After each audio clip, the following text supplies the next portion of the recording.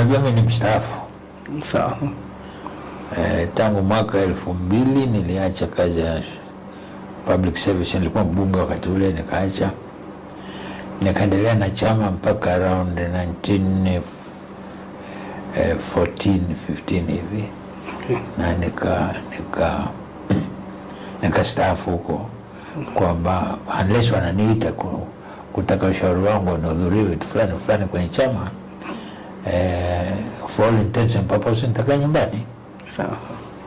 Niko hapa Dar es Salaam na mara nyingine nakaa nyumbani Mwanga. Mimi natoka Usangi kule wilayani Mwanga, Kilimanjaro. Sawa. Ni nyumbani kwa sababu ndio nilizaliwa. Niko marehemu mke wangu alipozaliwa, na wazee wangu walizaliwa na tumewazika kule, na nilikuwa mbunge. Kwa hiyo na nyumba kule na kibanda na nini na nini.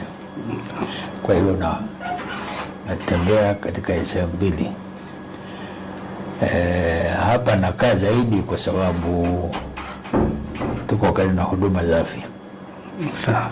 Katika umri huu nilionao, umri wangu sasa hivi ni kama nilizaliwa 1931. Kwa hiyo kwa sasa hivi niko karibu na zeeka, na mambo ya corona wanatutisha, wanasema wazee mnaweza kwenda nayo, lakini ningekaa kule kijijini nikipata tatizo la kiafya ningepata shida. Sawa.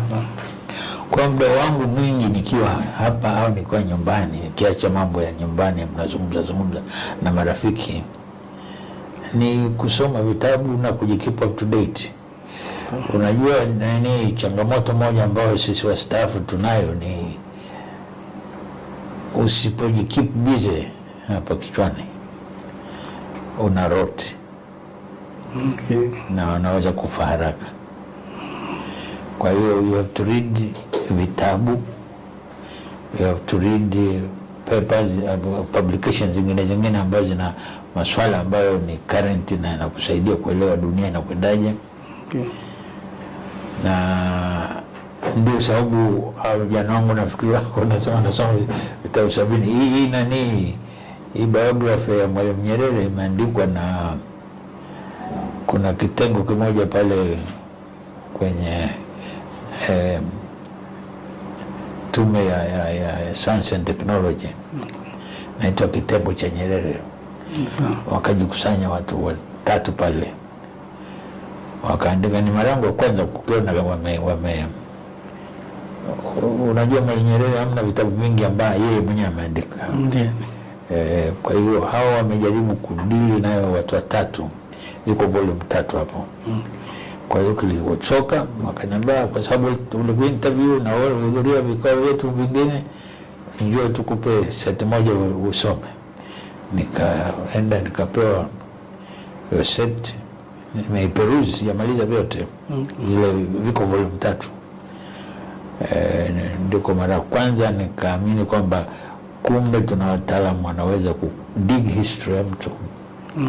Ikaandikwa, ikabaki kwamba ni kumbukumbu kwa wale ambao watakuja baadaye, kama ninyi mnavyosema vijana. Sawa. Tanzania sasa hivi tunapita kwenye kipindi ambacho sehemu kubwa ya wananchi ni vijana. Nafikiri unajua kwamba census report yetu inasema about 60 to 70% ya population yetu ya 54-45 million ni vijana. Ni kweli. Kwa hiyo wazee ni sisi zaidi hapo 30 something. Na hao wengine inawezekana walikuwa hawajui yani hawajui nini kilitokea kabla ya uhuru.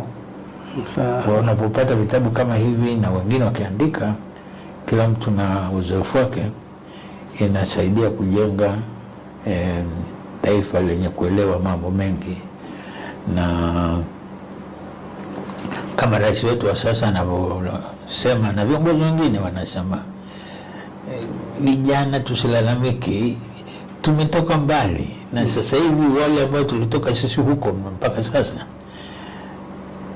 maisha yamebadilika kweli kweli sana. Lakini mara nyingi ukisikiliza kwenye hizi radio hivi mtandao mara nene, sisi vijana maisha yasema magumu, vimekaza, unafikiri dunia is going to pieces.